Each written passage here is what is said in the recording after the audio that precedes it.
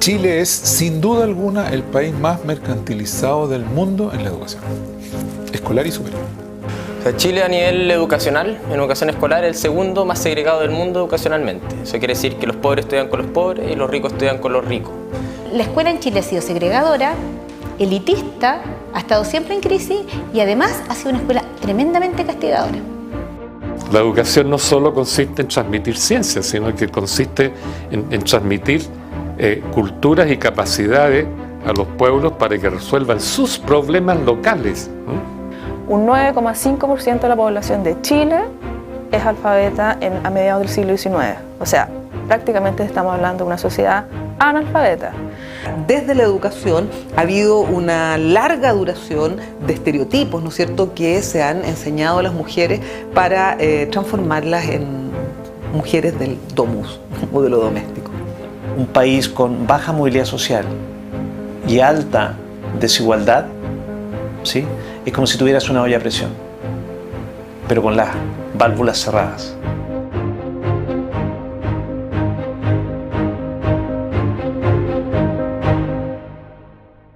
Bueno, yo creo que en Chile se han dado una especie de trenza de procesos educativos. Uno, el que instalaron los españoles para autoeducarse en su propia cultura. En español, religión católica con respecto al rey, la legislación que venía de España. Entonces de ahí surgieron procesos educativos que podemos decir estaban en el contexto de la cultura occidental o cristiano occidental. Por otro lado tiene los procesos educativos del pueblo mapuche, que son los propietarios ancestrales de este país, ¿no? Pero tiene una larga historia, tiene una gran memoria, tiene un lenguaje propio, religión propia, territorio propio, entonces van educándose a sí mismos en esa cultura y reproduciéndola, y lo siguen haciendo hasta el día de hoy. Pero hay un tercer proceso de educación, que tiene que ver con la aparición entre medio de estos dos pueblos del pueblo mestizo. El pueblo mestizo, que naturalmente es la cruza de españoles con indias, sobre todo mapuchas. Los mestizos se multiplicaron más que ningún otro. Todos nosotros somos, de alguna manera, tenemos una cuota de mestizaje. Y lo importante de este tercero es que los mestizos no tenían nada. No tenían territorio propio, ¿te fijas? Los mapuches sí, los españoles se lo estaban apropiando. Los mestizos no tuvieron nunca territorio propio por asignación ni de un derecho ni del otro. Los mestizos no tenían memoria de nada para atrás. ¿Te fijas? Un pueblo sin memoria porque estaban naciendo en ese momento. No tenían lenguaje propio, tuvieron que usar los dos, tomados prestados, uno más que otro, depende de donde estuvieran viviendo. No tenían costumbres propias, derecho propio. Entonces era un pueblo que tuvo que inventar su vida, ¿te fijas? No teniendo propiedad, no teniendo territorio, no teniendo memoria, no teniendo lenguaje, no teniendo religión, no teniendo nada. Entonces se autoeducó en moverse sobre el territorio, vagabundear para allá y para acá, robar ganado, tomar ganado, desplazar ganado, vender ganado por allá, traficar con ganado. Desde el siglo XVII, 1700, son más de como 2 siglos y medio, y que tenemos un bandidaje en la cordillera, en las montañas, en los cerros, de jóvenes que escapan del sistema para asaltar precisamente el sistema. Y haciendo eso se educa a sí mismo, y se educa por tanto como un vaquero, como un bandido, como un arriero, como un vagabundo, como un asaltante, como un bandido. Entonces, estos 3 procesos educativos son los que convergen en Chile, podemos decir, cuando nos independizamos.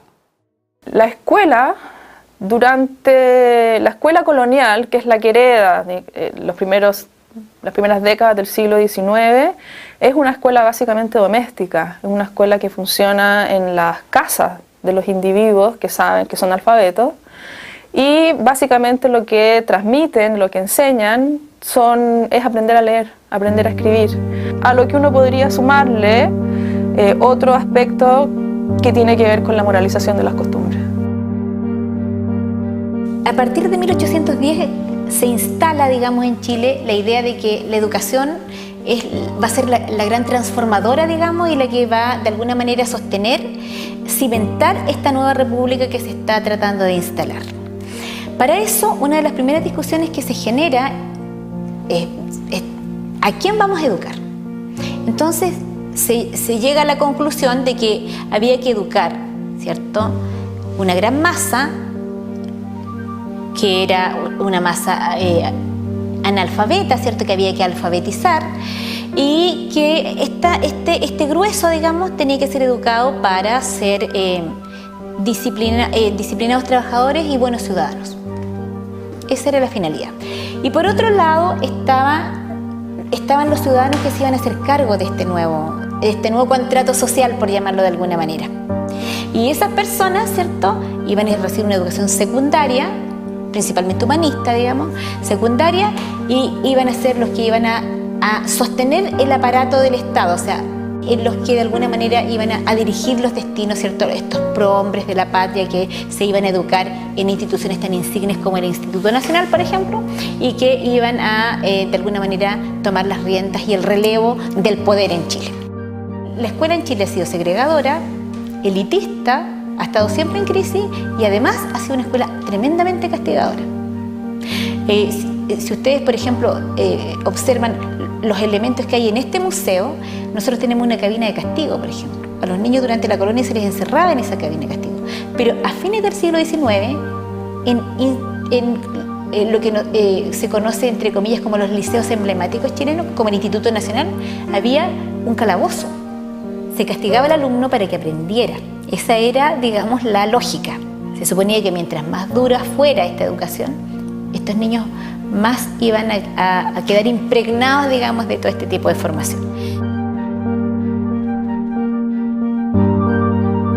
Lo que reciben, ¿no es cierto?, las mujeres de fines del siglo XIX que acceden a la educación ya son materias, ¿no?, en las cuales, por supuesto, se aprende a leer, a escribir, las matemáticas, etcétera, pero fuertemente están centradas en lo que es la economía doméstica, ¿no?, porque evidentemente el concepto, ¿no es cierto?, que tiene esta educación no es la educación para que las mujeres se transformen en profesionales, para nada. Lo que es, ¿no es cierto?, de alguna manera barnizar, ¿no es cierto?, los conocimientos de estas mujeres para que sean lo mejor posible dueñas de casa. Entonces, claro, todo lo que tenía que ver, ¿no es cierto?, con el manejo del hogar, y con un concepto ahí bastante interesante, porque el concepto del manejo del hogar nuevamente es la idea de una mujer, ¿no es cierto?, de una patrona que va a tener servidumbre. Entonces, cuando uno lee, por ejemplo, todo lo que son los manuales de economía doméstica, aparte de enseñar, digamos, un montón de cosas cotidianas, ¿no?, y qué sé yo, no solamente de cocina, de comida, sino cómo mantener el aseo, cómo curar heridas, ¿no?, en fin, las mujeres eran una especie de múltiples, ¿no es cierto?, solucionadoras de problemas, ¿no?, que tenían que ver con lo doméstico. Entonces, pero también se las adiestraba a cómo mandar la servidumbre, ¿no? Entonces, cuando uno mira el sesgo, ¿no?, de lo que era esa educación, era una educación, ¿no es cierto?, muy fuertemente centrada en reproducir los modelos clásicos, ¿no es cierto?, de las mujeres. Y bueno, eso después va a ir cambiando un poco, digamos, y cuando ya comienza un poco más el acceso de las mujeres del mundo, digamos, más popular, digamos, a las escuelas públicas, ya, si bien varía un poco, también, o sea, la economía doméstica es algo que sigue funcionando hasta la década del 70 en nuestro país. A ver, la década de 1840 se ha establecido como la década fundacional del sistema de instrucción pública en Chile, ¿ya? En 1842 se funda la Universidad de Chile, se funda ese mismo año también la primera escuela normal de preceptores, o sea, no hay sistema de educación pública, no hay escuelas sin profesores. La ley de 1860, la ley orgánica de instrucción pública, de instrucción primaria de 1860, podríamos decir que también es un hito dentro de este periodo fundacional. La ley del 60 lo que establece es que la educación primaria es una educación pública, es porque es estatal, porque es gratuita, es para todos los niños, es para hombres y mujeres, y establece la fundación de una escuela de hombres y una escuela de mujeres cada 2.000 habitantes. Bueno, el siglo XIX es un siglo donde la movilidad social es muy escasa, donde sin embargo está tematizada literariamente. Si uno lee la novela Martín Rivas, en parte tiene que ver con eso. Pero las posibilidades de movilidad son bastante reducidas. Y yo te diría que la movilidad social en serio en Chile empieza a ocurrir en épocas mucho más recientes. Yo diría que en el Chile más bien contemporáneo. Antes ciertamente hay posibilidades de movilidad gracias a la educación universitaria, pero la educación universitaria no está masificada, va a un porcentaje ínfimo de la población y más bien sirve para la reproducción de las élites y cierto grado de diversificación de las élites, pero todavía no es esa gran plataforma masiva donde van millones y millones de personas con la esperanza al menos de experimentar algún tipo de movilidad social. Ese es un fenómeno del Chile contemporáneo de la última década, de las últimas 2 décadas. Entonces, nuestro sistema educativo siempre ha tratado de educar a los chilenos en cultura que no es chilena, ¿no? Ahora, claro, está en la ciencia y la ciencia hay que aprenderla, estamos de acuerdo. Pero la educación no solo consiste en transmitir ciencia, sino que consiste en transmitir culturas y capacidades a los pueblos para que resuelvan sus problemas locales, ¿no? Para que aprendan sus problemas locales y aprendan a resolver sus problemas locales. Y es una cultura que no necesariamente se deriva de las ciencias generales. ¿Te fijas? Entonces, por eso que la educación chilena nunca interpretó la realidad del pueblo mestizo, ¿no? Y no los preparó para, digamos, resolver los problemas de la vida real que llevaban. Vida marginal, ya hemos hablado un poco, los peones, etcétera, etcétera, los vagabundos, etcétera, las mujeres que vivían en las chinganas, todo aquello, a la gente que vivía después en los conventillos, que vivía después en las poblaciones callampa. El sistema educacional no era para ellos.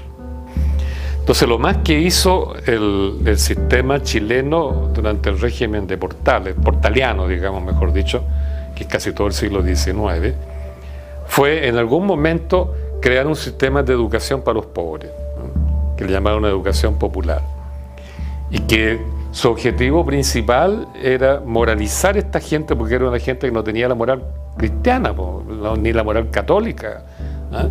Porque tenían que robar, tenían que vagabundear, no llevaban vida de familia, estaban los cabros guachos, las mujeres solas, te fijas, y las costumbres sexuales eran mucho más relajadas que en la clase alta. Entonces, por eso la educación se pensó para moralizar a los rotos y a las rotas, con el objeto de que pudieran servir mejor a la clase alta, ¿no? Más o menos el mismo patrón conductual que la clase alta. Por eso es que la educación popular, que se creó por los años 30-40, una serie de escuelas para pobres que se llamaban escuelas filantrópicas, los ramos principales eran religión, moral cristiana, historia sagrada, historia de Chile, la independencia, etcétera, etcétera, y ejercicios gimnásticos que en el fondo eran disciplina militar, en el fondo preparándolos ya de antemano para servir al ejército. Eso fue. Entonces hice una profunda distinción entre las escuelas para pobres de educación primaria y las preparatorias, que era para los ricos porque prepararse para llegar al liceo y después a la universidad, etcétera, etcétera. Entonces una gran división en el siglo XIX. Y eso se mantuvo por mucho tiempo, hasta el día de hoy, ¿no? En estos 200 años, el sistema educativo no ha hecho más que interpretar la élite pensando más en otro continente que pensando en Chile. Por eso es que hoy día estamos viviendo una situación muy especial. Tenemos de nuevo la posibilidad de replantear un proyecto de sistema educativo que, digámoslo así, ajuste el sistema educativo a la realidad chilena, a la realidad de los jóvenes chilenos, o por lo menos la mayoría de los jóvenes chilenos. Y teniendo la ventaja de que los jóvenes están muy conscientes de que la cosa va por ahí. O sea, yo creo que lo que ha permitido la educación es reconocer en ella injusticias que se dan por normal, aspectos de un modelo que fue impuesto por la dictadura y que yo creo que en el excesivo endeudamiento de las familias, en cómo uno ve la situación en la Universidad del Mar, que 20.000 estudiantes que han votado a la calle, como en la educación pública, justamente es donde se responde más a las necesidades del país, pero a la vez donde más se posterga a esos estudiantes, es que ha permitido mostrar un problema que se vive no solamente en la educación, sino también en la salud, en el centralismo que tiene Chile, y que por eso ha sido tan importante como un movimiento social para Chile. Y en ese sentido yo creo que El movimiento estudiantil y los movimientos sociales yo creo que han marcado un antes y un después en Chile. O sea, un antes y un después en cuanto a la conciencia, en desnaturalizar problemas que tenemos y en entender que justamente la manera para solucionarlo o para transformar esa realidad es si actuamos colectivamente. Todos los países avanzados nos han dicho, mira, la buena educación funciona donde las aulas integran a todos y donde se ayuda en todas las aulas a los chicos más desaventajados. Aquí un colegio particular subvencionado con fines de lucro, financiamiento compartido, ¿qué hace con los peores alumnos?